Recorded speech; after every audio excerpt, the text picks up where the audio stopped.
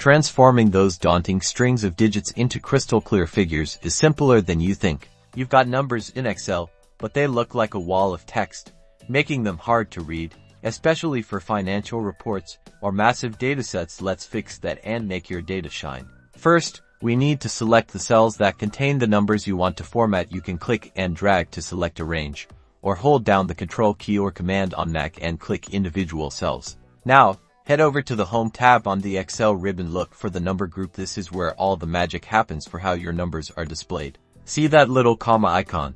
That's your secret weapon. It's often labeled as the comma style button.